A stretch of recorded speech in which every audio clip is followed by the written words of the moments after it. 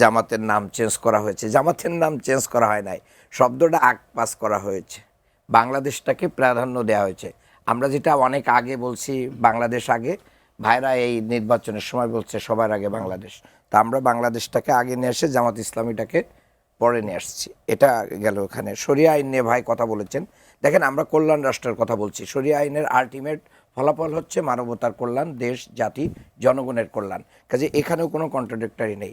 লোগোটাকে calligraphy দিয়ে decorated করা হয়েছে, সেটাকে ভাইরা একটু মানে ইয়ে করতে চাচ্ছেন। আরেকটা জিনিস আমাদেরকে বুঝতে হবে যে এই গ্লোবাল ভিলেজে বৈশ্বিক যে চ্যালেঞ্জ আছে, এই চ্যালেঞ্জ মোকাবেলায় ইসলামের বিরুদ্ধে যত ইসলাম বিরোধী শক্তি আছে তাদেরকে মোকাবেলা করার জন্য যে ধরনের মানে স্ট্র্যাটেজি নেওয়া দরকার, সেই স্ট্র্যাটেজি নিয়েই আপনাকে এগোতে হবে।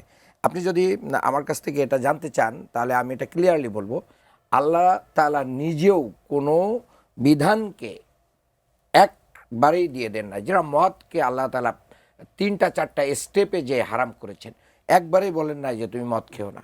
তার মানে হচ্ছে যে আপনি চাইলেও একটা রাষ্ট্র ব্যবস্থার ভিতরে শুরুতে এসেই পুরো মানে ইসলামীকরণ করতে পারবেন না। জনগণকে সেই মোটিভেশন দিয়ে সে ধরনের তাকে প্রস্তুত করে এটাকে করতে হবে, সো দ্যাট আমরা যে সেই ধরনের সময় দিব, আমরা যে সেই প্রস্তুতি জনগণকে দিব, আমরা জোর করে চাপিয়ে দেবো না। কোরআনটা বলছে যে তোমাকে দারোগা করে পাঠানো হয় নাই যে তুমি পিটাই পিটাই মানুষকে ইসলাম মানাবা, তুমি প্রচার করবা, তুমি বলবে, এর বেনিফিট বলবে।